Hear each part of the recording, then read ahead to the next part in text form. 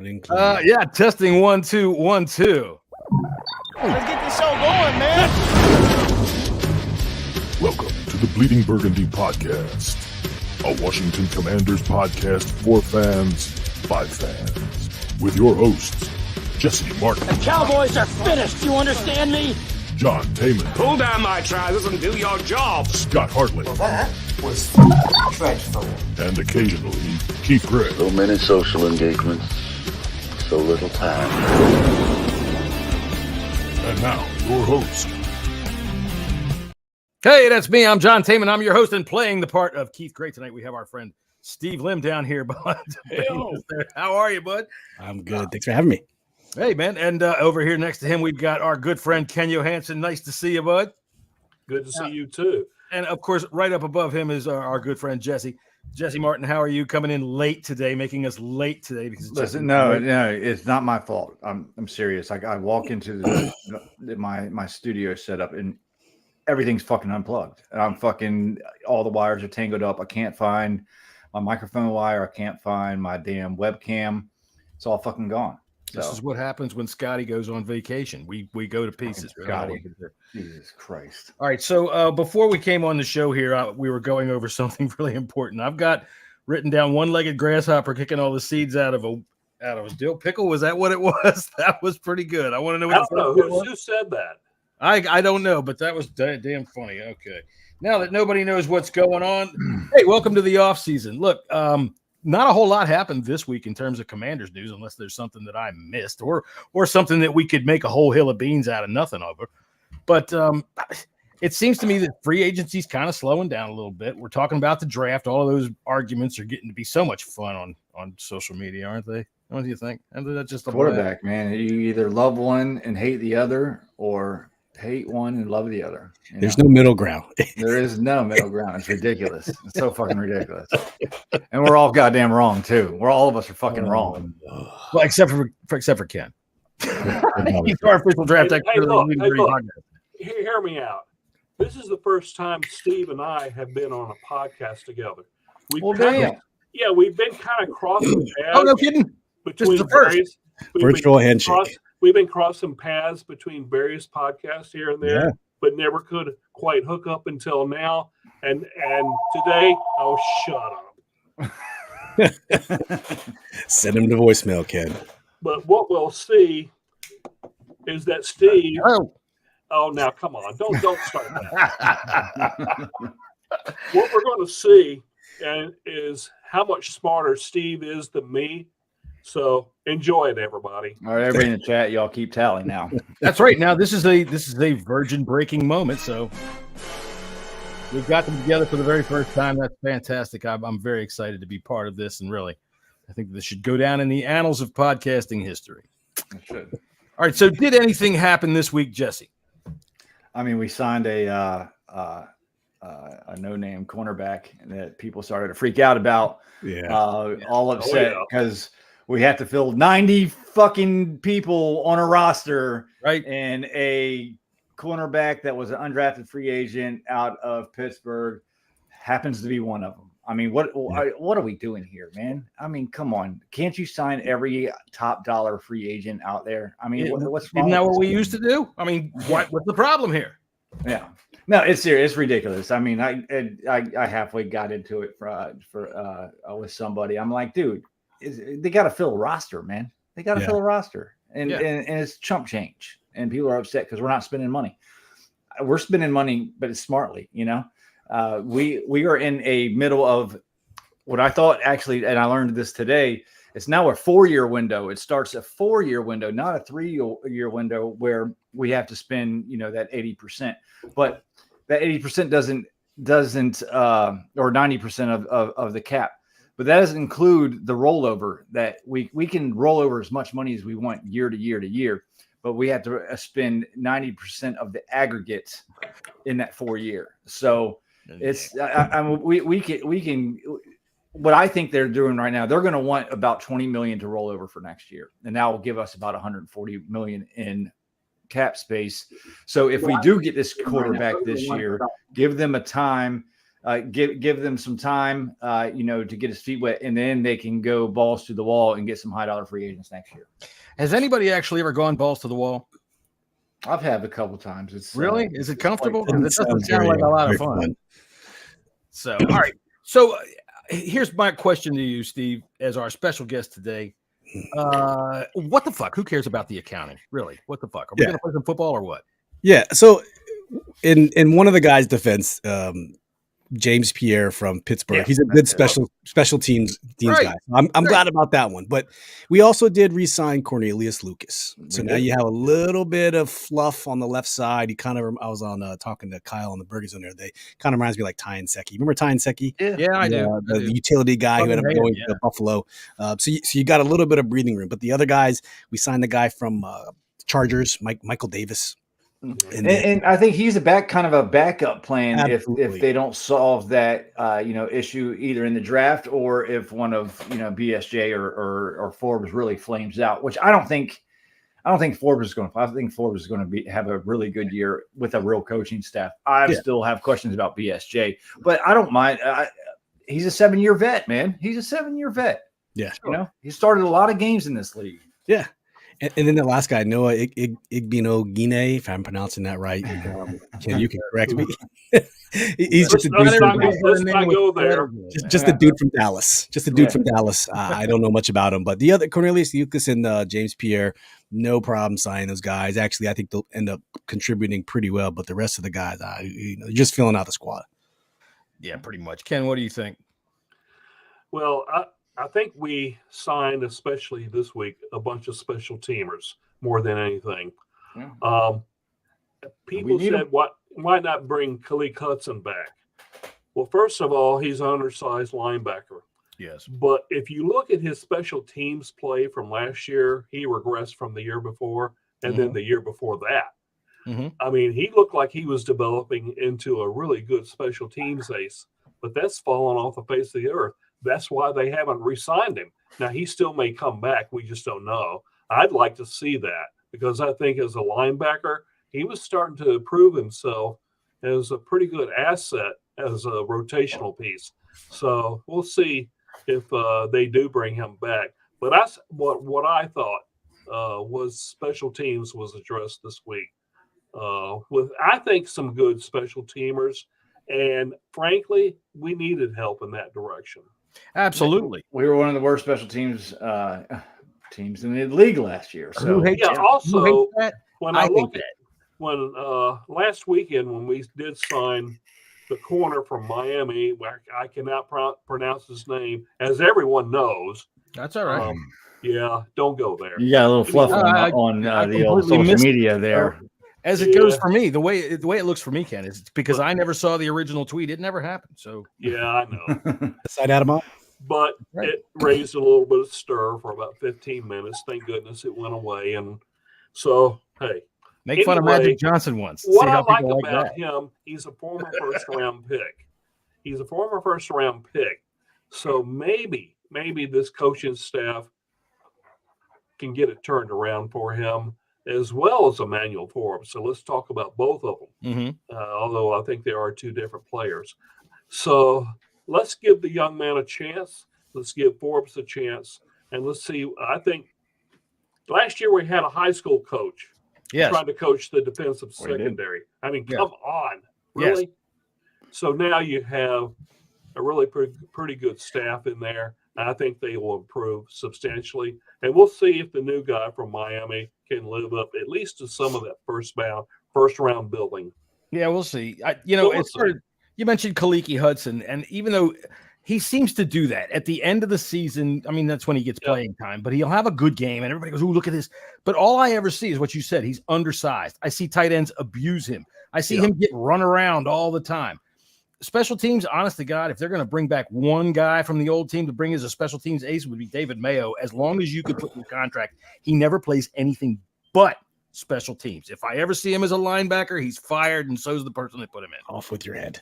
That's right, off with their head. All right, so what I did was I kind of came up with a little bit of what I think might be the roster and maybe a bit of a depth chart. So maybe if you want, we can run down this real quick and see how close I am or how off I am and what they're thinking in certain ways. Unless anybody has anything else they'd like to say real quick, real first. Not right now. All right, then. I started with special teams because that seems to be pretty easy. So punter will be Tressway, kicker will be Brian McManus, punt return will be Jamison Crowder. We're all pretty aware of that. Kick returner, as if it really matters. What do you get, like 5 of them a year anymore? Yep. You know, is it Kaz Allen? Are they even going to keep that guy? I mean, they did. They signed him back. They re-signed him. They re-signed him in the offseason. So, I think about a month ago. So they obviously see something in him. I think you have to have somebody on the roster with the last name that begins with, or first name that begins with a K. I think that's part of it. I think Crowder's going to handle, the punt return duties this year at least, but they at least signed him back to at least maybe develop him, or who knows, maybe kick returner. All right. So, okay, with the offense, this is where we start to have questions. This is where we start to have our experts come in here and our special guests give us a bunch of information and knowledge, because this is not my time of year. In case you haven't noticed, I couldn't give a shit about the accounting about all of this. I don't know. There's just too much. There's too much right now. And all of it, and especially all of you people out there that are dug your heels in over the quarterback situation. What it boils down to is all of your numbers and all of your videos and all of everything boils down to, can this one guy make the biggest leap between the minor leagues to the pros in the toughest position in all of pro sports? And that's what it boils down to, is it's a guess.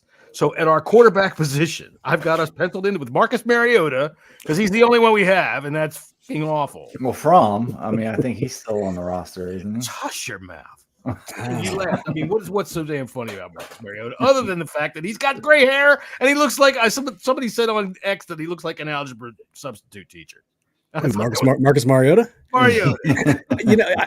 I really liked Mariota until last year. If you guys remember the quarterback show on Prime, and how he quit the Falcons when they were going to start Desmond Ridder. That just put a really sour taste in my mouth. I always supported that dude because I felt he got the shaft coming in at the Titans, and then he never ended up going to Philadelphia with Chip Kelly. Then he gets passed around to the Raiders, and then the Falcons, and now he's here. So, but I was happy to hear him say at his press conference that Mariota, he's like, if I'm here to mentor a guy, I'll be the best mentor I can. I'm like, okay, now that we've got that out of the way, I'm okay with you again. So, I mean, he's not. He knows he's not coming here to start. How can he teach you?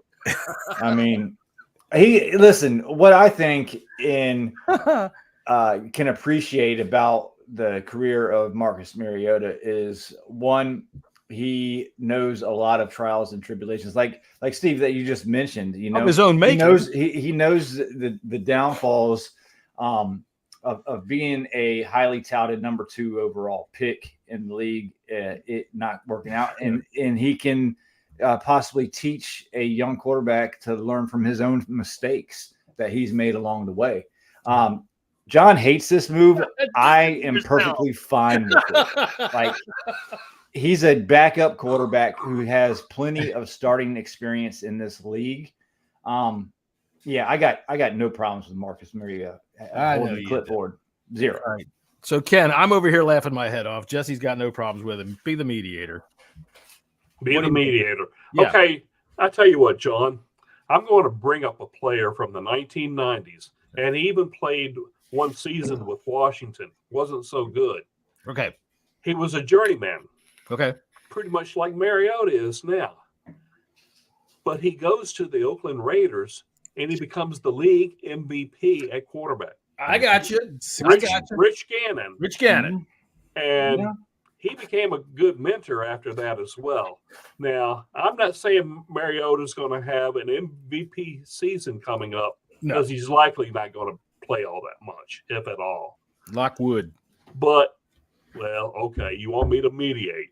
Anyway, I think about Rich Gannon, and then all of a sudden he fell into a great situation. Yeah. And just led the then Oakland Raiders to a great season. Didn't go too far in the playoffs, but he's league MVP. He got to a Super Bowl. But he was also a good mentor. But guess what? He bounced around, and he finally found a place. So maybe Mariota is here for a reason, and we know we have a great coaching staff. So they see something where he can help where help is needed. I don't know. I do recall that. I mean, Gannon, you're right. He did have a complete career resurgence because John Gruden was there. And John Gruden said, hey, we're going to do all this Spider Y2 banana stuff. Yeah, well, it wasn't a resurgence. It was finally getting to where he needed to be. He got a quarterback coach that could really know how to work one. Yeah, all right. I think too, it's obvious this coaching staff. I think they wouldn't have brought him in just to bring him in. They know more about what the situation was going on. The media blew that up. There was Netflix. I said the media. I said the media. They blew it up like the media does. There was a lot more behind the scenes what was going on with him in Atlanta than meets the eye. So if there was really that big of a red flag like everybody thinks that it was, I don't think he'd be on a team right now. And he's been on 2 since. I mean, I can see that he's Brian Johnson's boy, but at the same time, look, if you're a chef whose specialty is working with dog shit, guess what your food's going to taste like? So anyway, what are you going to teach my guy? I'm not even going to worry about that. We'll move on with quarterback to try to go and see if we can get Ken to please tell us who we think we should draft. Because we're going to draft at number 2. We're taking a quarterback, right? None of this other nonsense as reality, right? Well, it would probably be Caleb, JD, May. All that aside, we've been trying to get it out of Ken for the past couple of weeks now. You're not going to get it out of me. I'm not saying anything until after we draft the guy. And the reason being is that I'm really impressed with the top 4 guys. Me too. And I'm not talking even about their football talent or acumen. I'm talking about just quality young men. Caleb is a little bit, wild, but he's well grounded. He really is. Anybody that goes over and hugs his parents and wants to have his parents around, I like that. Some don't, but come on, people. He's a family guy in that regard. And then you have J.J. McCarthy, very mature. All he does is win, but he's really a good young man. Same thing with Drake May, J.D. Daniels, high character. That's what you like about these guys. So I'm very comfortable with all 4 of them, actually, if they end up in Washington. But I'm still not ready to commit to one of these guys. And like I said, I won't do it before the draft. Right. Maybe the day of the draft, I may say something. I just don't know. No, but he might. I'm going to say honestly, I'm at a point where I just cannot make a decision. To me, they're all that close. All right, Steve, this quarterback from Notre Dame, he's awful handsome. Does that really give anything? You mean Mr. Sam? Mr. Have you made a decision on who you'd like for quarterback or who you'd like at number 2? I've at least narrowed it down. Like I'm just saying that in my mind, Caleb's not even in the picture. So I got that one out the way. I would love to have Caleb. He's the number 1. Yeah, we all would. Yeah. And for the hate that Caleb gets, it was just released the other day that Caleb was going to play in that last bowl game, the Holiday Bowl, whatever it was. And then he deliberately said, you know what? I'm going to sit out. I want the backup. I forget his name. I don't know his name, Moss or something like that. So he can play because there was a lot of people who wanted to transfer and play for Lincoln Riley. So he's like, I'm going to sit. You can play, ball out, and then no one's going to transfer to USC now. So he gets a lot of flack, but like Ken said, I think he's grounded and he'd be my number 1. But I have, like Ken, I'm being, Mr. Peter Teeter on the edge. I'm not going to tell you exactly which one, but I have one from my heart and one from my brain. My heart says go Drake May because I believe that he's the long-term prospect that will be we can build around him with Adam Peters, and I think we can do that. My brain says go Jaden Daniels because the best ability for a quarterback coming in is mobility, and I believe he has more than any of them. And while he's learning the NFL offense, I think he would be the most successful. So that's kind of where I'm right now. My heart says May, my brain says Jaden. All right, so Jesse, going off of that, if his heart says May and his brain says Jaden, you've got the third option there. Where does your crotch go? Does it go to Notre Dame? Or stomach, right? We think with our stomachs. God, I love getting Ken. Ken is like, he can't handle that. I love it. All right, so who do you it's for everybody that's, regular listeners for this podcast, months ago, I was not a Jaden Daniels fan. Months ago. It was to the point where the kid wasn't even a second round pick before halfway through this upcoming season. I still think he has major red flags. There's major things that I do not like about him, but there's major red flags about Drake May as well too. But Jaden Daniels has definitely crept up on me. Just watching this film and seeing the playmaker that he is and what he could be in the NFL, but his slight frame scares the living crap out of me. The fact that he's throws to two different number one, probably top 15 wide receivers scare the crap out of me. Same thing with Mac Jones. I said on this podcast, Mac Jones is not going to be a good starting quarterback because he's throwing to people that are 5 yards that are open by 5. And he stinks. And he's a fat doughboy who's a dirty player and can't throw. The fact that we have not seen him make, he's a 1-2 read type of quarterback, is it just because he only has the two receivers? That's all the reads that he needs to make it. He's like a 1-2 read. He has 3 reads and run. Well, who was it? Was telling what Steve said about Drake May. What Steve said about Jaden Daniels has 3 reads. He has his first and second reads, and he was told at LSU the third read is to run. That's college ball. Okay. Yeah.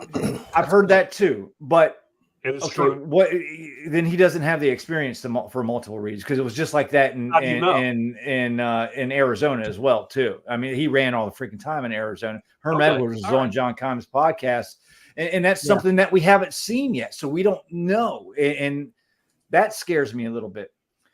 But Drake May, the thing about Drake May is it's going to take time for him to develop. All of them. Sure. But is it if you draft Drake May, would it be wiser just to sit him for at least half a season? No. But I think he's the better long-term prospect. I think he has a better chance of being a better long-term prospect. I think Jaden Daniels will get you going right now. Whoever's drafted is going to start. Yes. Whoever is drafted is going to start. Now I'll tell you why. Mariota is not going to be the starter. No. He was brought for a specific reason. So who's the other guy going to be? Then you turn to JJ McCarthy. It's going to be the guy that they draft. They're going to do this from day one. He's going to learn on the fly, whoever it is. I think JJ McCarthy has now become one of my I think he's the Hindenburg. He has been fluffed up and puffed up, and he's going to crash and burn. They had dinner with JJ McCarthy. I know they had dinner with him. JJ McCarthy is the most pro-ready quarterback in this. Pro-ready is one of those terms that means pro-ready quarterback. He has the highest floor out of anybody in this draft, but he has the lowest. Just means he's got the shortest legs. All right, so here's where you mentioned Herm Edwards was on John Keim this week, and I listened to that, and I do like Herm Edwards because I like Herm Edwards. Real touchy-feely kind of bring you up kind of guy. We're going to cook the potato. I just love it when Herm gets to cooking the potato. And when he's talking about this guy, he mentioned, and I hate this kind of thing because it seems often enough that when you see a black quarterback, the comp is some other black quarterback. It's always that way. If you see we heard this with Dwayne Haskins. Oh, he reminds me of Doug Williams. Really? Which part of it reminded you of Doug Williams? His fucking lack of throwing ability or his bad footwork? Which was it? So he says it reminded him of Randall Cunningham when he looks at Jaden Daniels. All right. Yeah. And I took that to heart because he played with Randall Cunningham, and it made sense to me because when you say you're afraid of his frame, look, man, Cunningham was thin. All right. He was bony. Cunningham was also like 225. But he was because he was like 6'5". It wasn't because he was stacked. He wasn't a stacked one. He was big. He definitely was more stacked than Jaden Daniels, though. The thing is, though, dude, he played in an era where you could fucking hit people, and the guys coming at you are racked up on cocaine. All right, and that's true. And he played on a field that was nothing but a piece of freaking plastic grass laid over some concrete that had pits in it. And I seem to recall the worst injury he ever had. It was because he got his foot caught in that shit and it twisted his knee around. So I don't necessarily concern myself so much with Jaden Daniels' frame because A, I think he'll fill out a little bit, and B, man, when you're young, you can take that kind of shit. RG3 couldn't take that kind of shit because, it's fluky. That's all I think about injuries when it comes to quarterbacks. Either it happens or it doesn't. When what's his name? The big fat dude, who was it? Haloti Nagata hit him. That was a fluke. All right, the fact that his leg whipped around, it's a fluke.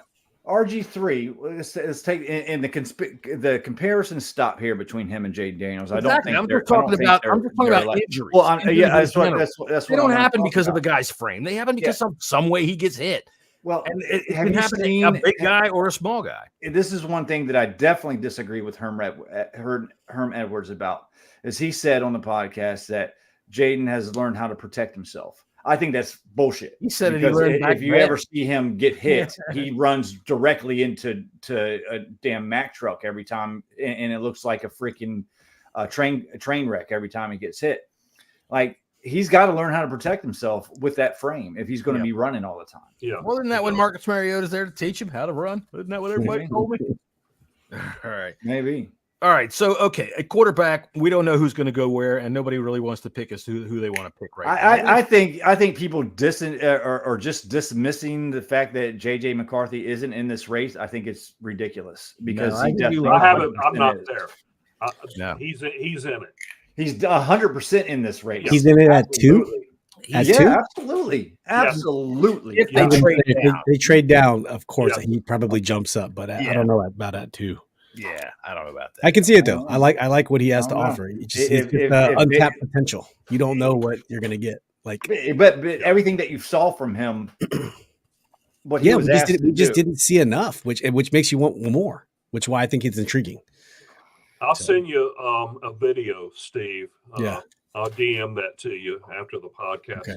I could be down with JJ. I've seen some of his throws, man. His off famous JJ McCarthy double penetration video.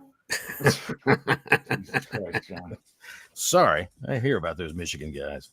All right, now see Ken now he's rethinking being on this podcast. All right, so we'll move on to running. I always am thinking about I really shouldn't be here. I'm always thinking that. Okay, nobody takes me seriously. That's why we haven't had Jason Wright on the podcast. That's right. No. Well, they had him on the one time I wasn't here. They like, John, go get the flu. I was like, okay, so I got him. What was that? I don't know, a long time ago. That was a couple years ago. That was right after I joined the podcast before anybody went, Jesus Christ, what the hell have we done here? All right, so running back. We got running back 1 and 2 would be Brian Robinson, Austin Eckler. No argument there, right? Christian Rodriguez is going to be backing up at the both spots. Are we looking at maybe taking a flyer on a late round pick as I would think some lightning guy? Yep. You should. I think you should. I mean, just because of Eckler and his age, and he has a tendency, his ankles and knees aren't the greatest. You probably want another back similar to him for the system, just in case something happens to him. All right. Well, I'll tell you what. I have got something that I have got to do right now. I'm sorry, this is poor planning, but I'm going to go ahead and leave it to you, Jesse. I'll be right back. You can pick up wherever you want. Talk about running backs, wide receivers, whatever you like. Steve, I mean, listen. 6th, 7th round. I know we don't have a 4th round no more, but you would think you would want something since we have like a Rodriguez is very similar to Robinson. You would think you want to bring in somebody like an Eckler to come in. Yeah, there's a guy I kind of like way down there. It's not way down there. It's probably too high for a running back because I think he's going to go like in the 4th, maybe 5th. But it's a dude you're talking about. It's Will Shipley out of Clemson. I just think he can do a lot. There's other guys higher, but that's kind of like where I'm going. Who did you think? Who did you think I was talking about? Dylan Lobby. Okay, no. He's probably a little lower, yeah.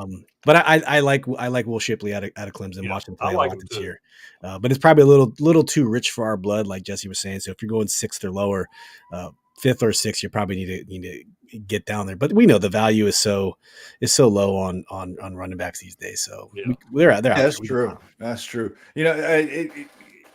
Ken, you got any other running backs in the later rounds that they could look at that would fit the Eckler type of mold? Well, Lobby was who I was going to talk about.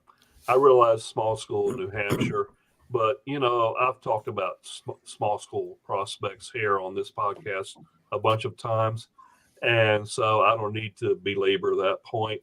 Welcome back, John. Thank you. I must say, a couple of pints of these pre-gaming, and you just got to go sometime. Yeah. Yeah.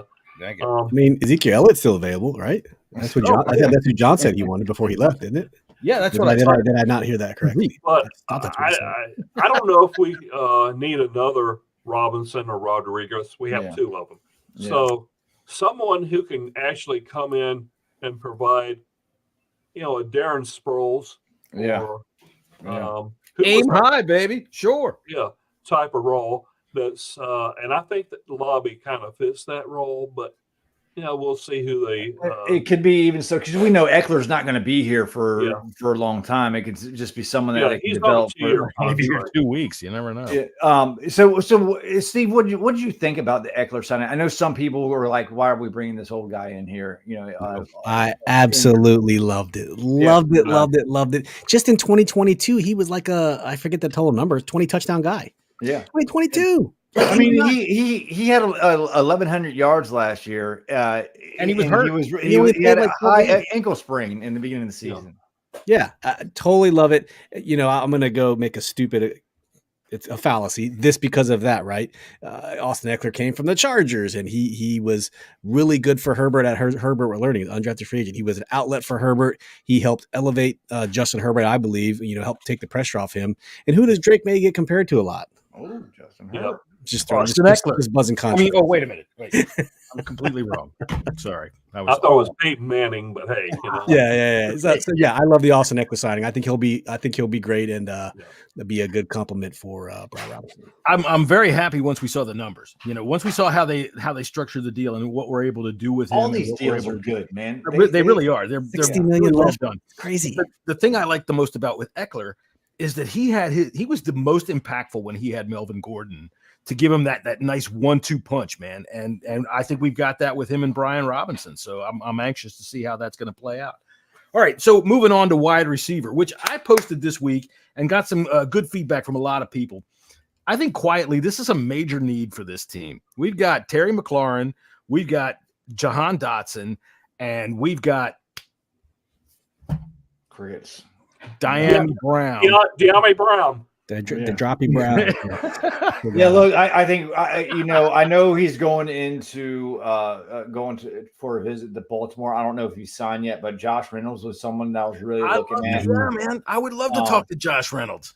And maybe Michael Gallup. I know he gets injured a lot, but somebody that's out. But I think we need somebody. I know we got some high draft picks, and there's this quarterback class. I mean, this wide receiver class is. I mean, there's a plethora of wide receivers coming out of this class. Nice word. So good word. A lot of people that answered my post put in this guy from South Carolina, Leggett. Xavier Leggett. That's my guy. Xavier Leggett. He was far and away the most popular choice. Now, where can we look at reasonably being able to see him available?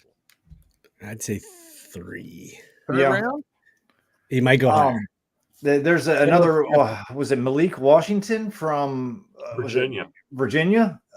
2 is another one that's being talked about. Ken, what and give us some third round wide receiver prospects you're looking at, because John's right. It's definitely a need for this team now. Yeah. I think we need a taller receiver. Yeah. That's what we lack, period. I mean, I hear this Cam Sims is available. Yeah, you just mentioned Malik Washington. I think he's going to be really good in this league, but he's 5'8", okay? We've got that. Yeah, and we already have that. So I'm looking at Brendan Rice out of Southern Cal. Yeah. I realize a lot of people don't like him. They say, well, he had Caleb Williams thrown to him. Well, yes. Wasn't the knock that they had no wide receivers, though? Yeah, that's what I heard. But Caleb Williams, look at the yardage he put up. Yeah. And guess what? One of his primary targets was Brendan Rice. Now, he has a pedigree name. I understand that. But, that's about as far as it goes. But Brendan Fraser made some pretty good receiver. And I think he's a little bit underrated. And if they could snag him with that third pick now in the third round, I think it's a very good place to snag him. But if not, 78 would be fine with me. What I would like to see with that third round pick is trade back, because you already got 5 picks, at that point. Who needs them? Yeah. And then you can get 2 fourth rounders for something, that kind of thing. We did have to give up our 4th round pick, in that Sam Howell deal. Yeah, exactly. So which is a smart trade. It was. Yeah, it was. So, we have flexibility in the third round. So I would like to see, them pick up Rice in the third round. I'm willing to bet there's going to be some willing and dealing. I think we might have to give up a third, one of those thirds if we move back into the first round, because we're going to talk about this in a second, but we need some offensive tackles. Major, but team, we got and that is something that I think is we'll get priority number 1B after a quarterback. We'll get down to them. So. But the receiver, John, you're right. We need a receiver, and Ken having a taller receiver, Steve, you went nuts on Leggett. I like Leggett. I mean, I think you have to use either one of the twos, one of the threes on a wide receiver. If you want to get someone with some talent, and if you watch The Office, I don't know if you guys watch The Office. I'm a big Office fan. They used to have this stealing called Scott's Tots. When we had Scott Turner, all of our wide receivers were 5'11" or 6 feet. On our podcast, we call our receivers Scott's Tots. I would like to have. It doesn't have to be the Mike Evans type dude, but it would be nice to have someone a little bit bigger, like a 6'2", 6'3". Yeah, Jalen Polk from Washington, Aeneas Smith from Texas A&M, and there's one other guy from Texas. He's a bigger guy. I just say we don't need 6 foot. Adonai Mitchell. If we can get one of those guys, man, I think it would be nice. I like those guys a lot. All right, so Mitchell Tinsley, he's still on the roster. He's only 6'1", though. Yeah, but do we see him anywhere on the team? Do we see him making the team when it comes down to it? Well, he has to take a step forward this year. I would think so. Because I mean, they kept him along. If he doesn't, then he's going to be off the roster, or at the very least on the practice squad. I mean, we like what we saw, last year in the training camp and in the preseason. He showed out well. It's just how far has he come along since then? Like Ken said, how much has he developed? Well, at the moment, I see Crowder in the slot, and I'm not comfortable with that. I love Jamison Crowder. I'm glad we brought him back. It was one of Ron's best signings, honestly. I love him as our punt returner, except for the one fucking punt return that he that shit just jumped out of his hands. Here's what I think is going to happen. When training camp rolls around, we still may be a wide receiver short of what we really want or what the team really wants. Okay. And flood them in. After we get past the second or the final preseason game, there's probably going to be, 4 or 5 good receivers that'll be released. And I think Washington, if they're still needing one, might grab one of those guys. And I think that's definitely in play. I tell you what, a wide receiver. I understand. Right there. You don't want to go that far into the preseason without having. But Ken, you're absolutely right, especially with the amount of wide receivers coming out in this draft. I mean, there's going to be some. Well, plus everybody gets cut the same day now, right? Yeah, everybody gets cut at the same time. So there will be some out there. But if that's the plan, that really kind of bugs me. Well, I don't call it a plan. I'm just saying option. So all right, Steve, let me ask you this. Yep. If we draft somebody like Leggett, does that move Jahan Dotson into the slot? Because he's a smaller guy. Yep. I think he flourishes in the slot. I think he would be fine in the slot. I think he'd be fine and put Leggett on the outside. And Jahan did a lot of damage from the slot. Mm-hmm. But the way our offense, don't even ask me how the offense was designed last year, because what I thought I knew, I didn't know clearly. Nobody did. I'm washing my hands of that shit that we saw last year. That postseason interview with Jahan Dotson in the locker room was very telling. So telling to me. Oh my God, he was so depressed. Dude, looked like keep him out of high buildings. Yeah. Yeah. So I expect to bounce back from him. Yeah. Anyway, I interrupted your point. Sorry. Were you done? Yep, I was good. All right, good. Put you right on the spot there. All right, offensive line. We start with center. We got Taylor Biotish, Taylor Badass, or Taylor Blows Ass. It's up to you, buddy. It's up to you. Taylor Biotish is going to start. Ricky Stromberg backing him up. Are we going to do anything else at center? We're going to draft somebody. I know, Ken, you're high on a draft pick. No. Post draft, maybe a pickup of a unsigned. Well, you got Aguiletti is he can play center too, I believe. Allegretti. Yeah, Allegretti. Yeah. Tell you what, though, man, he's got to have the swamp ass. If I'm a quarterback, I'm not digging. Have you seen that guy smile? Have you seen him smile? Allegretti has a weird looking smile. He's got weird looking everything. He's ugly looking guy, and he's ugly. And that's what you want in an offensive lineman. You smells like sausage and olive oil. That can't smile because he's so mean. There he is. There he is. That's what I'm talking about. That's what I'm talking about. That's it. That's You know how what? he Ugly looks. dude. That is how he looks when he's getting ready for a meal. That's what you want in an offensive lineman. He's going to go in there and he's going to eat. Gross. Right. I guarantee you there's hair on his tongue. It's funny. Kyle from Burgundy Zone said Allegretti had copied his facial hair style, but did it way better. Way better.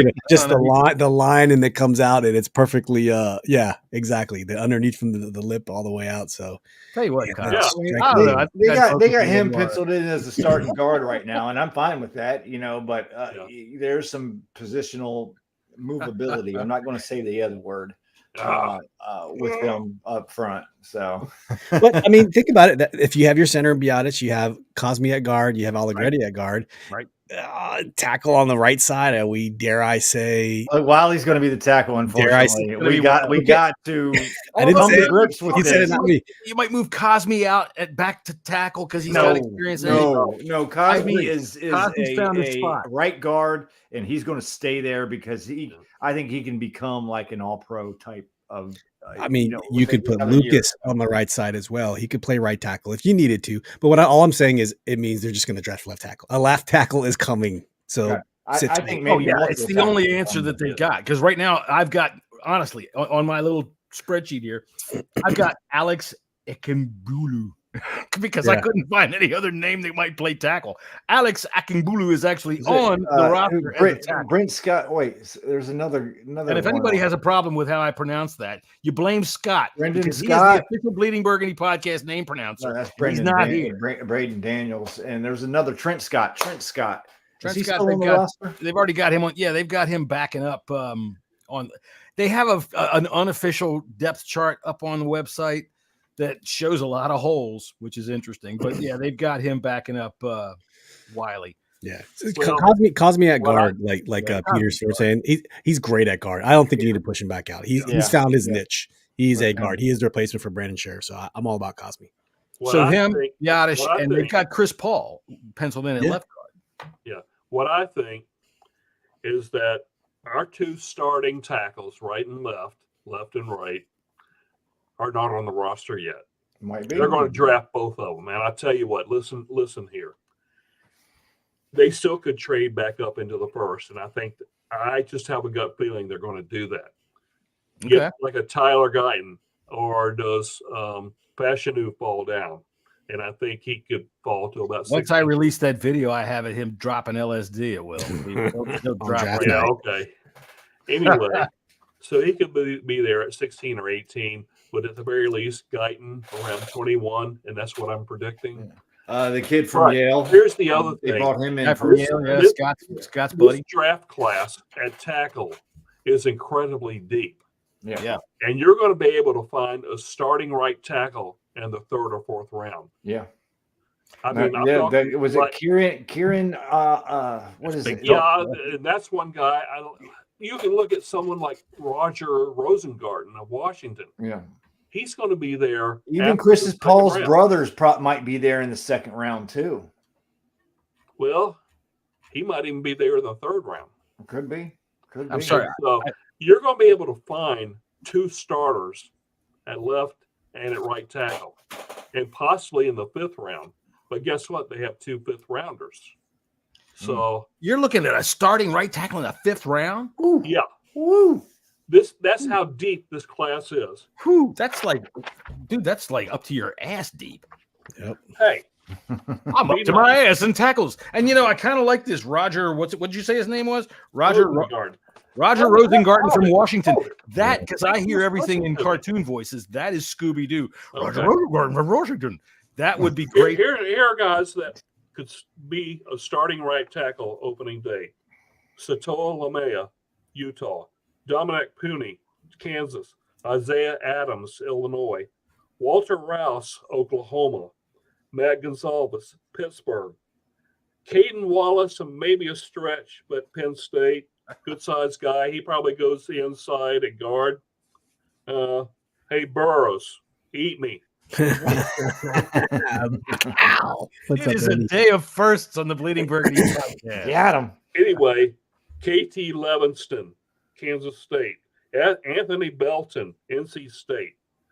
Two guys that I would also consider in the 5th round, because I think they'll be there. Nathan Thomas of Louisiana, 6'5", 335. That's pretty good size for right tackle. And another one just down the road at Marshall University, Ethan Driscoll, 6'7", 330. There's some good right tackles there, folks. Of course, a few of those guys might slide to the inside at the next level. We'll see. But this class is so deep in tackles that we're going to be able to get 2 starters. That's my prediction. And you can have me back the week after draft along with Steve, and y'all can roast me if I'm wrong. No, I would. That one guy you mentioned, I just pulled up his name, Roger Rosengarten from Washington, 6'5", 311. The dude ran a 4.92 40. A dude has no business running a 4.9 40 at 6'5", 311. Roger Rosengarten from Washington, rushing fast. And the tackle from Wyoming, I can't remember his name right now, ran a similar 40. Now, he's a 6th or 7th round guy, so don't rule him out. Well, now, how much did he bench? That's what I want to know out of him. Yeah, he goes 6'8", about 315. So, yeah. All right. Big tackles like that, there used to be a stigma that you couldn't see past them to throw over them. But I guess, if we're not going to be worrying about that. If you got somebody like Jaden Daniels who can run around them, who cares? All right, let's see. Moving on to linebacker, which I found to be moving on to defense. Sorry, we skipped tight ends, John. Where's tight ends? All right, tight ends. Look, at this point, the only thing I can see, because they don't have a starter penciled in on the depth chart. Right. The only thing I can see is Zach Ertz at starter, unless we're expecting them to all of a sudden say, okay, Armani Rogers or Cole Turner, you're stepping up, and I just don't see it. I don't see it. I think Armani Rogers is going to be that this year. I do believe they're probably going to draft one too, but I think there's high hopes for Armani Rogers. My opinion. There was for him last year too. He just got injured. Bates is your tight end too, right? I think he's your blocking tight end. Yeah, I think tight end I think Ertz is going to be your tight end too. So who's your tight end one that's coming in to be able to be your all-purpose guy? I love Ben Sinnott, Theo Johnson. Those two right there will be available. In the third, 4th round area. We don't want to draft Bowers, really? Come on, we got number 2 pick. Get that tight end. Dream. Sorry, that was some stupidity from January. Huh? We're way past that. They do have a top 30 visit. Lined up with Jatavian Sanders. Yeah, him too. Yeah. Love that dude. Okay. I'm a Ben Sinnott fan. There's some good tight ends in this draft that will be available in the 3rd round. All right. So if that's the case, do we take we take one or do we take 2? Does that put Rodgers or Turner both out? I think we've seen the last Turner. Yeah, I think we've seen the last Turner. Steve, I'm just not. I'm tired of waiting. I'm not on the Armani Rogers train. Tight end is my second favorite position beside quarterback. I'm not on the Armani Rogers train like everyone else is. Like, I'm ready to draft a guy with one of those. Also, we have with this 2 2s and 2 3s. You give me an offensive tackle, give me a wide receiver, and give me a tight end out of one of those. And I don't care who it is, Jaheim Bell, if he's there, Theo Johnson or Ben Sinnott. Give me one of those guys at one of the 2s and one of the 3s. I will be extremely happy because Zach Ertz is a 1-year rental. After that, you're left with Turner and Bates. So I would love to get a guy like Ken said is deep in tackles. I think it's deep in tight ends too. Give me one of those guys. It's definitely deep in tight ends. Just so I can get a baseline on this, Ken and Steve. When it comes to the guys like Turner or just let's take Turner and Rodgers as just an example, coming from the previous regime and how really piss poorly they either identified. I think they identified talent well. I think Ron drafted badly based on the advice he got and how badly they coached him. So how much leeway do you give these guys? Is Cole Turner really actually pretty good? I think Cole Turner is good. And ever since, I don't want to badmouth Taylor Heineke, but Taylor Heineke threw the ball over middle, got Cole Turner concussed, and he's never recovered. So I think Cole Turner has all kinds of talent, and I'd love to see him flourish into that Jordan Reed light. I just don't know if he can, so draft someone just in case. Just in case. What do you think, Ken? Well, I'm sitting here and looking at the list and I'll update the list later on if you want me to, like I did last time. But to me, we're overlooking one guy, and that's Cade Stover, Ohio State. Yeah. Okay. And he's a guy that actually could be available in the 4th round. Yeah. But he's a guy that I think will be there in late 3rd round. Batting class is loaded. Now, he goes, what, 6'4", 6'5", about 250. That's He's solid. Yeah, He's a good blocker, but also a good receiver. Mm-hmm. He's a guy that's going to consistently get you 10, 12, 15 yards.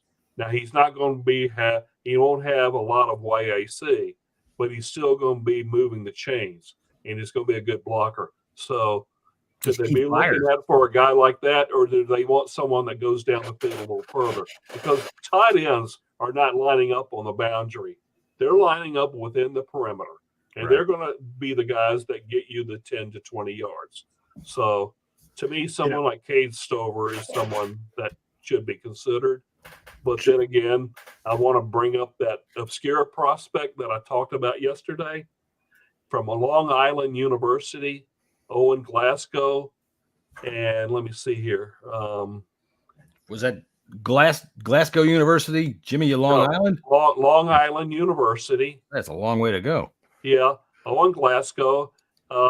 He spent a year at Penn State, but he was, deep on the depth chart. Mm-hmm. Transfers to Long Island University. And guess what? He shined there. He's a very good athlete overall. Goes 6'4", about 245. So he has all the intangibles that you look for in the size department. But he's also a very good blocker. He's also a good receiver. But the only knock on him is the level of competition that he faced. Yep. So it's something to think about. Let me make a request. Can you say all of that in a Long Island accent? He's the big boy out here on Long Island. Hold on. I lived up in New Jersey for 20 years. So let me talk about it, and I'll get back to you.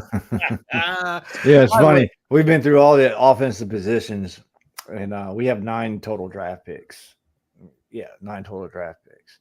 Okay. And we say that we're going to draft like 12 people already. Hey, we haven't even got to the defense left. No, we're going to draft somebody. That's right. That's what we're going to do. Hey, we still got a lot of work to do. When we're talking about offensive positions, the Kama Sutra episode is coming up in May. So I got to run in 10 minutes, but you guys keep going. I got to go pick. All right. I just wondered, while we're talking about tight ends real quick, we'll just give kudos to Kyle Pitts for fucking telling Kirk Cousins a blow about the fucking jersey number. Yeah. 18. Just pass me the ball. You don't worry about the number. All right. So part of the defense is going to be rather easy, I think. So we'll just move into them. So at edge, I've got Dorrance Armstrong penciled in at one edge starting and Clellan Ferrell at the other edge. Anybody want to disagree? I agree with that. I got Dante Fowler and KJ Henry as your twos coming in, and then Andre Jones making the team. We got a bunch of options now all of a sudden. We're not going to be able to fill every position of need this offseason. They filled a bunch of these edges. We got like 5 of them. Well, I'm just saying for people, I'm talking about players, for the future. That's going to be here for 3 or 4 more years. So I think edge rusher, these are some Band-Aids that we've got, Well, I like and I think, if Fowler's going to come in as a pass rush specialist, and Armstrong is going to be your number one that's going to be on the field all the time. And I like Ferrell as a run stuffer. He's good setting the edge and everything too. I just don't know if we're going to be able to have the means to get, even though I think edge rusher is a need. I just don't think we're going to have the means to get one this year. There's always post-draft, and it is pretty deep. Steve, you see anybody that might be able to be brought in via either a draft pick or a late round free agent or late free agent that might bolster that? Based on my previous logic about getting a wide receiver, a tackle, and a tight end within the first 2, there's no room left. But I would like Adisa Isaac out of Penn State, a draft pick. That'd be great. If you get him down in the third, maybe we don't have a third, but I really like him a lot because everyone Chop Robinson. Or hell, we'll trade back, from number 2, trade back to like 5 and pick up like 7 more draft picks for. There's really not much left at the free agency market. The one person who I thought we might actually sign and we didn't was Jadeveon Clowney as just a 1-year fill-in at defensive end, real cheap. Had a pretty decent season in Baltimore. Other than that, I don't know if anyone else is left in the free agency market that could actually make an impact. I'm gonna do you a real quick impression. This is my impression of Chase Young doing his "Welcome to the Saints" video. That's it. Put your glasses back on. Turn your neck this way. Yeah, that's it. It's pretty much. I'm glad to be here with some winners. Yeah, wait till he starts to grab the back of David Carr's jersey and go like this and see what happens. Then Carr will fall down. Anyway, moving on. No, hold on. Oh, I'm sorry. Go ahead. Ken. Totally just ran over Ken like he wasn't even there. You weren't going to escape without me giving an obscure prospect. Oh, please. I love obscure as edge rusher. But let's see, 1, 2, 3. There's a guy they've met with 4 times throughout the draft process. Defensive end, edge rusher, Solomon Byrd of Southern California. They met with him at the Hula Bowl, the East-West Shrine Game. They met with him at the NFL Combine, and at yesterday or day before his team pro day. They met with him there. Yeah, they met with Caleb Williams too. In fact, our GM hugged Caleb Williams. Everybody went crazy over it. I saw it. I thought it was a good hug. Buddy, we'll see you in a couple months. Yeah. Hey. I thought it was a good hug. He ignored Keenan Allen. Solomon Byrd is a guy that they apparently like because they have visited with him quite a bit. Well, he has some really good talent, and I think he's going to be available there in the 6th round. We don't have a 6th round pick, but that second, 5th round pick, I can see Solomon Byrd being picked up. Based on Steve's draft plan, we're going to have 12 I tell you what I'm going to do. Just because you said that, I'm going to punish you with a mock draft tomorrow. Oh, and I'm actually, and I won't put it up at Hogshaven because it's too late to try to get it up there for tomorrow. But I will do it on Twitter. Please do. I am looking forward to that. I will be looking forward to that. That'll be late morning, around noon. Yeah, I can do that. There we go. Good, because I'll be working tomorrow, and I'll be sitting here on the computer looking for something else to look at other than work. You want to trade, John? You get a choice. Do you want to trade in it? Sure. Why not? Okay. What the hell? I'm for anything. As one long as trade up and one trade down. Okay. I'll take a trade up and a trade down, and I'll trade you this bologna sandwich for that cheese. All right, we've got it. Defensive tackle, obviously, Jonathan Allen and Daron Payne will be our starters. I think if F.A. Obata, John Ridgeway are going to be the 2s behind there. And F.A. Obata, I think we're set there. We're set there. And you might want maybe 1-2 guys. We've still got Potato, right? Potato's still there. So you got enough guys to be able to. Sorry, I know Ken's sensitive about names this week, so. Come on. Oh, I didn't see this. At all. Andre Jones is listed as a linebacker, huh? Maybe he's a pass rusher. That's what's like. I mean, shit. That's what do you call Luvu? He's a linebacker, but. Speaking of that, before I go, let's talk about linebackers. All right, linebackers. I've got Luvu, Frankie, or Bobby Wagner, and Jamin Davis, and then after that, I don't know what the fuck. They got a bunch of guys. You tell me. What are we going to do? Starters right there. I mean, right there. We need some depth, but and you got Jeremy Chin that can move in there. Yeah, I like our starting lineup. I think it's nice. We're also going to go. Quinn likes to play the nickel a lot too. Play the big nickel. And that's why they brought Chin in here.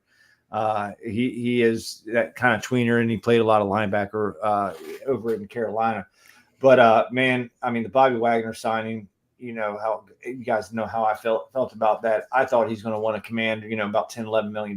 We got him for steal, in my opinion. He wants to do it. Yeah. He wants to be here for what he's here to do. I think Luvu is probably my favorite signing out of everybody that we've signed. People just did not know who he was because he played for the Carolina Panthers, man. But, you watch him play. The Panthers. We just got the wrong ones. You watch Frankie Louvu play, and he is he's like a torpedo, man. He is everywhere, and he attacks and just sticks to his man. And I am a little bit worried about these linebackers and pass coverage, but I think this is going to help Jamin Davis so much, man. And I think they're going to use these linebackers a lot as pass rushers as well.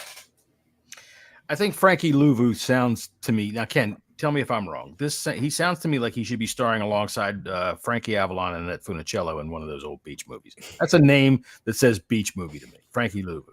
Am I wrong? I am very fond of Annette Funicello.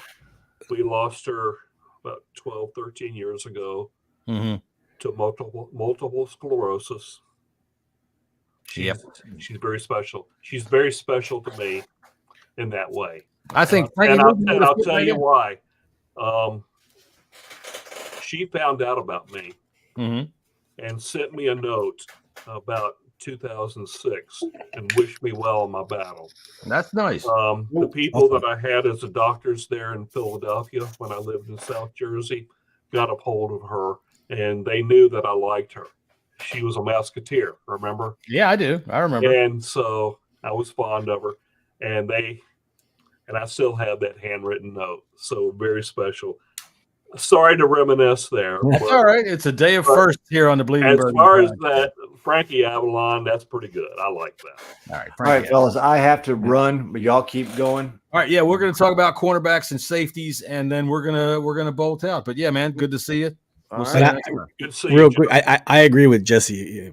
Jesse. I think they're going to put Jamin in the same position as they did Michael Parsons. Yeah, where it's Bobby in the middle, wearing the green dot, calling the shots, and then Frankie Louvu, you don't know what's going to happen, and Jamin Davis is going to be everywhere. Yeah. Nice. So unleash him, because until this year he's done nothing. So I agree. And to build on that, Jamin Davis toward the last few games in coverage was looking very, very good. Yeah. So that's what I'm looking for. He's always been speedy. As long as he knows where to go, he can get there. Yeah. It's the indecision, and it's coaching. It comes with the schemes that he was given and the coaching that he was not given that caused his problems. And I tell you what, I can't wait. And if they turn him loose like that and turn him into that just see ball, get ball. That's it. Roaming torpedo. Yeah, see ball, hit ball.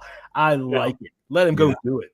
Yeah. One prospect I'll talk about, since we got to throw a prospect here, we're getting close to the draft at linebacker. Please, we really need and they won't get an early round linebacker anymore. I think we can agree on that based on what's happened in free agency. Darius Muasau of UCLA, he's really good. He's probably a 7th round guy, but maybe could climb up to the 5th if he has a really good showing at his team pro day upcoming. So I mentioned him a couple months ago when I was on here. Darius Muasau, linebacker, UCLA. Late round prospect. He's, I think, very underrated. Is he inside, outside, or kind of versatile? Or versatile, okay. And he will be someone that's on Washington's radar because they've met with him 4 times already. That says a lot, man. You know, they're doing their due diligence for one, but when you meet with some guy 4 times before the end of March, I have that list coming up. Yeah, I tell you what, I do love that you put that out as often as possible about who we're meeting with, how many guys we've met with. I do like that. All right, so okay, in terms of linebacker, you look at the roster, all right, just as a group of people, and you see those 3 starters stand right out to you. But after that, it's just a wasteland as far as I can see. And you're going to have to draft somebody, or you're going to have to just start loading them in post-draft. Do you see anything else happening, Steve, that might go on as far as linebackers go? They've signed quite a bit, but not all of them are, I think, worth playing minutes. Yeah, I think this might be a case of we draft who we draft, and then whoever's left will go reinforce with the free agency market, and then go with that. Because I think they might get a linebacker or 2, but I think there's no great options at free agency for linebacker. So unless you're going to overpay if you do it, right now we're just not at that point in the timeline in the store where they need to overpay. So draft your guy and then reinforce with what I would look for is after the draft, the undrafted free agent pool. I wouldn't be surprised if they signed 3 or 4 of them. Sure. Someone like I don't know, Tyrese Knight out of Texas, El Paso, a guy that they have visited with and they're apparently very high on is Richard Jubinor out of Troy. They really like him, have met with him several times, and the reports are they're kind of keen on him. So these are guys. Yeah, hold on. These are guys that they like. Okay. So when it gets to after the draft, undrafted free agency, I would look for 3 linebackers being signed. I could see that because they're going to have to fill out special teams and roster spots anyway. Linebackers are always pretty versatile in that they're right in that center weight group where you can do a lot with them in terms of where you're going to play them when you fill them out in the roster that way. Although I'm a little leery about defenders from Troy. I mean, come on, they fell for a fucking horse full of guys. They really did. They fell for a horse full of guys. Well, look. Obviously, they haven't produced a decent linebacker in 2,000 years, but this year's the year. Okay. All right. Thanks. I'm glad. It is a day of first. Ken is finally picking on my sense of humor and playing along instead of trying to hide. I do think that we have a little bit of versatility there, which is the new position flex, in case anybody was wondering. It's the old position flex. We're just bringing it back. But Jeremy Chin, he's played linebacker as well. And we do have a good bit of depth at safety, I think, that we can be able to be flexible with him and move him around and move him up and in when we have to. So, all right, that brings me to safeties. I've got Derek Forrest and Jeremy Chin penciled in as starters because otherwise I don't see a spot for Chin. He's got to play safety because you're not taking one of these linebackers out. And I want to see him play. I don't want to see him sitting on the bench. What do you think, Steve? Yeah, you got Percy Butler and Quad Martin too. So you got the free locked up. Which probably goes to, I think it was, I don't know who said it earlier, but maybe it was Jesse. They love to run the nickel. So you get your 4 down linemen and maybe you flex. Yeah, I don't know which linebacker to come off the field. So it sounds like it's a good problem to have, but I see exactly where you're stating, and it just took me till now to realize that they might have a little pickle on their hands. That's good. That's a good pickle to have. And we found out earlier that if you're a one-legged grasshopper, you can kick all of the seeds out. Right. How about that, Ken? It comes right back around. Whammo. It's just awesome how it all comes together. And that threw me off completely. Oh, it's good to have the problem with this many defensive backs in terms of safety because we didn't have any coming up. Plus, we've got Quan Martin, who I think can drop down into that nickel coverage, the coverage back. Right, not necessarily the Buffalo nickel to get up and punch into the front. We've got guys that can do that. Quan Martin, I think I'm perfectly happy with him in a coverage role. Ken, you agree? I agree. Jesse, now that you're in the truck, sure. Yeah, you agree? How y'all doing? Oh, hey. Yeah, I think so. I can't really hear you that well because it's not all right. playing through my Bluetooth. He just showed up to show us what it looks like up your nose. Thanks for being here. It's just after 6:30 to answer your question. All right. So, all right. Now, cornerback. I see one starter on this team, Emmanuel Forbes, and that's kind of questionable depending on how the coaching staff likes him. But because of his draft status, I would think he has to be. Who's our second, third, fourth corners? Do we know? None of these guys we signed, I hope. Steve, you see anybody? Was it Mike Davis?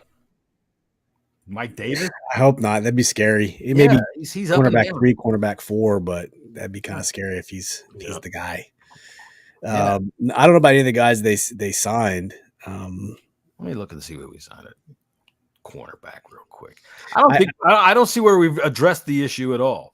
Other than there's still a lot to be desired with cornerback. I was gonna say don't just watch out for Stephon Gilmore. I know he's 33, he's older than Kendall, but he has the Dan Quinn Dallas ties, and I feel he's getting surgery though. He is. I just think that Dan Quinn might do him a solid and bring him over. I don't know. I kind of think that because of that their closeness, And I mean, Gilmore can be a quality football player, but he is getting ready to undergo shoulder surgery. And if they were going to grab him, I would say they probably would have by now. Wouldn't you think, Ken? Yeah. Yeah. If you're looking for a starter at cornerback and free agency, we would have already signed him. Yeah. Okay.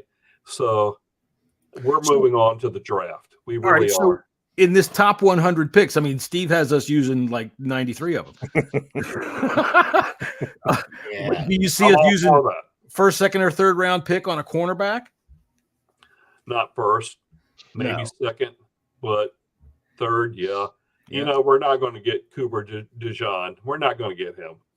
But someone that I like late in the draft, Willie Drew out of Virginia State University. They've met with him several times. Highly underrated. He could go as early as the fourth round. I would look for someone like him. Renardo Green out of Florida State. Another good possibility.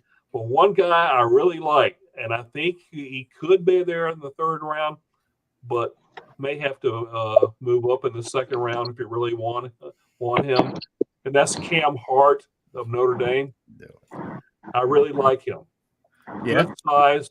You know, if you're looking for a good tall corner that's rangy, about the same size as BSJ. I forgot about him. I forgot about him.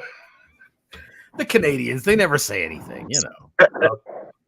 Now be nice to the Canadians. I married one. She's in the back. Oh, that's right. I forgot that. Yeah. So these are some of the guys I would look at. I tell you, another one's Kalen King out of Penn State. But Quenyon Mitchell is going to go in the first round. He's not dropping to us. Yeah. Right. So they're saying, I heard on a podcast the other day, I think it may be Daniel Jeremiah saying that Kool-Aid McKinsley might fall to the second round. I mean, you know, if we're really hard up for, even though we got 2 second-round picks, if we stay there, I mean, one's got to be on a tackle. And maybe if we stay where we're at, and you know, with that second round pick, we could possibly get a cornerback. Yeah. While you were out, Ken was saying we can pick up a left tackle in the 7th round.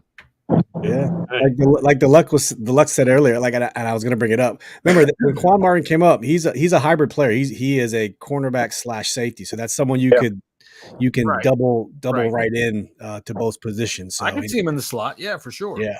I don't know. The question is, what are they going to do? You know, with Forrest.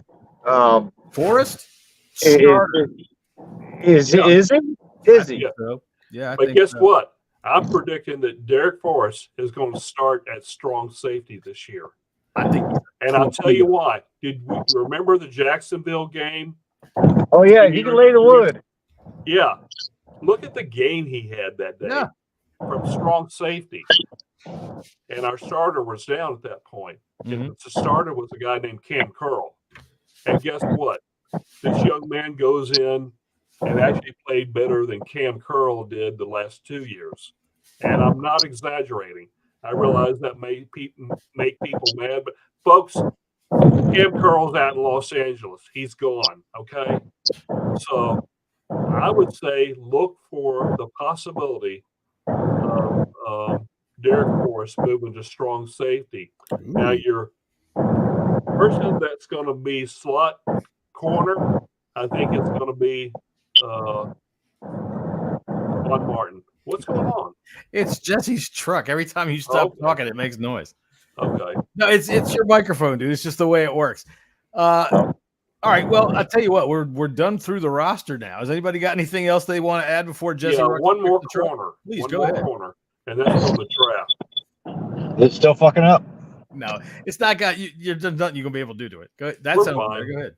But Quantez Stiggers, who last year played for the Toronto Argonauts up in Canada, and 3 months ago, no one heard of him. Now, he's a guy that's originally from the Atlanta, Georgia area, and all of a sudden he's burst onto the scene. So I don't rule him out being selected in the third round by Washington. But I think a lot of other teams are keen on him as well. But look for that guy to be a possibility. So when you say burst on the scene, it's not like Canadian Football League has a pro day. No. Right? So where does he come from? How does he get noticed? I don't know how he enters the draft, being that he played up there. I think it's just he's a free I agent. don't know how that works, but that's the way it is. You know, I'm the guy that 4 years ago introduced everybody to a guy named Samus Reyes. I stumbled across him. Slaying Chilean. That's right. He's got a nice butt. He's got a really nice butt. Yeah, he's a basketball player at Tulane. And I just happened to read somewhere that this guy's trying out for tight end at the University of Florida's Pro Day. So I turned into it live, and here's this guy, 6'6", about 265. Now, he didn't look polished at tight end, but I said, man, that guy's big. And you never know. So I told everybody about him. Yeah, I'm the one that introduced. Congratulations to him.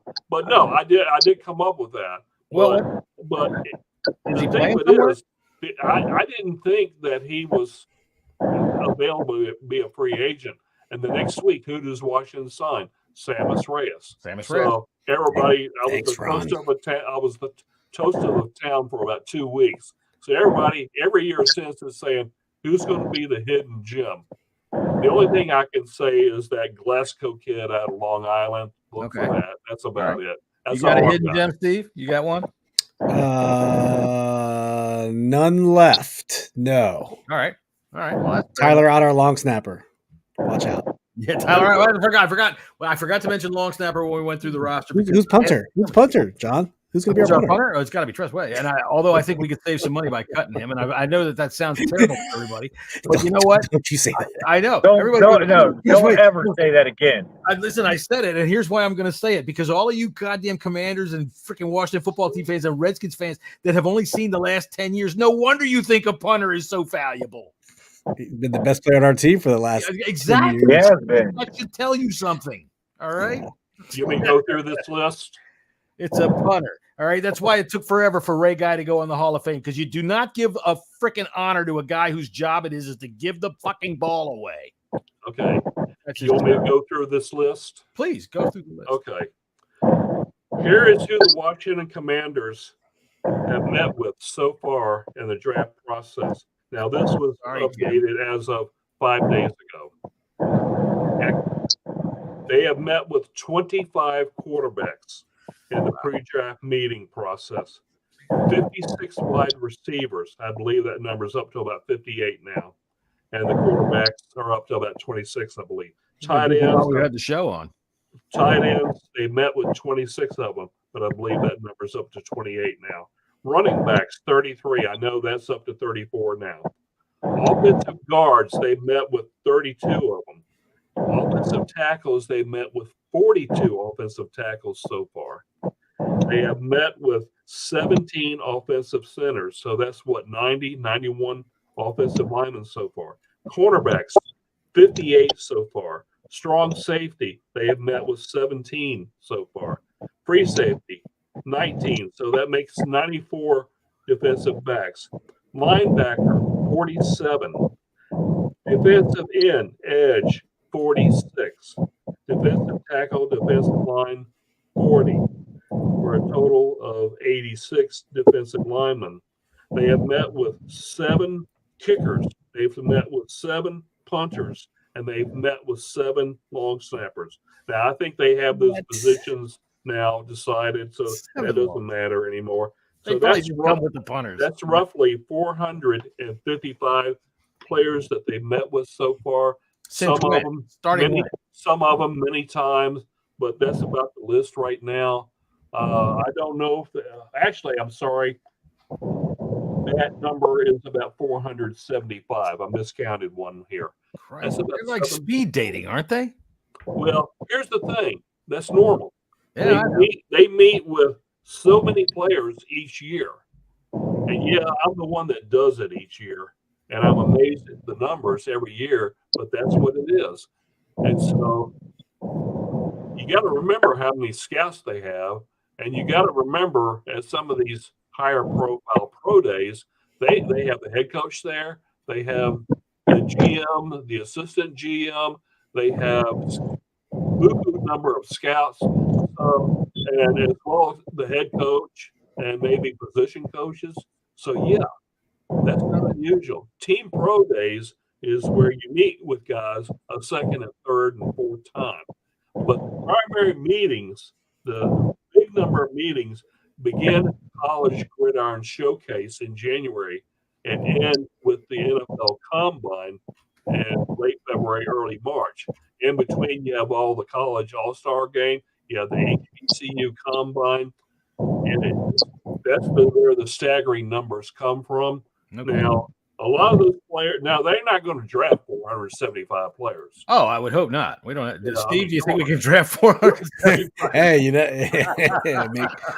water out of wine out of water, right? Yeah. That's right. But this is the kind of work that it takes to narrow it down to 9 players that you want to draft. Actually, you probably have it narrowed down to about 275, 300. But in all, right now, they're going to draft 9 players. And this is what they've seen so far. This is an intense process. And that's why I am super busy at this time of the year. Starting in January and rolling through the end of April, I'm super busy. I lose sleep. And you saw what happened to me about a month and a half ago. Yeah. I was treated for exhaustion and was advised to slow it down a bit. I have, but I'm still pacing myself and working quite a bit. Today I put in about 6 hours. Tomorrow, I guarantee it's going to be about 12 hours. Jesus. All right, Jesse, I got a question for you because I put you on mute real quick because your truck is making noise. But all right, so you live near a large Navy base. If you were just a cheap prostitute and you met 475 people since January, how much money do you think you'd make?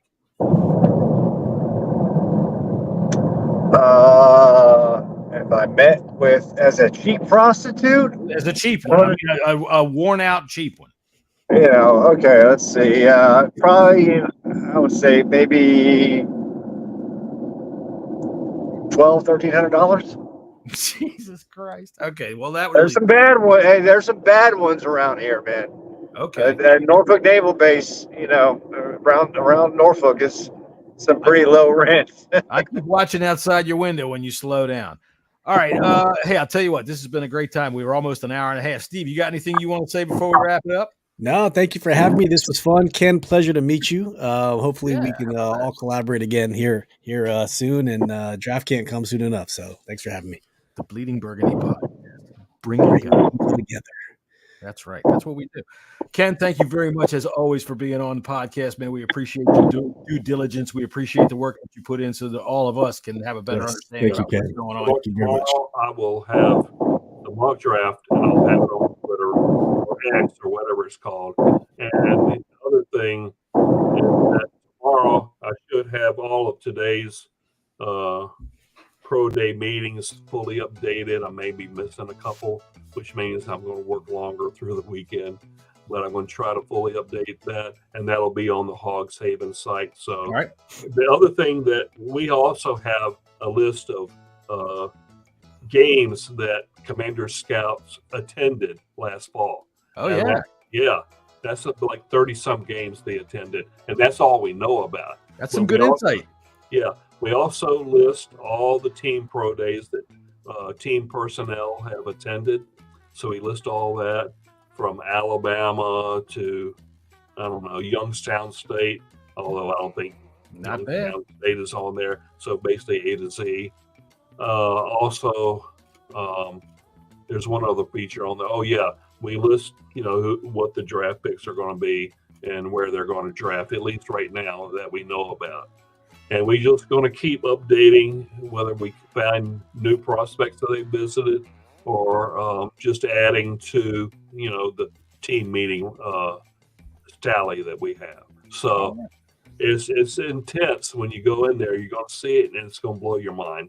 All right. That's what I like. I like nothing better than my mind to be blown, and especially right around draft time, because like I said before in the show, This is not my time of year, man. I'm much more adept at watching what I see on the field rather than trying to pay attention to everything you guys pay attention to.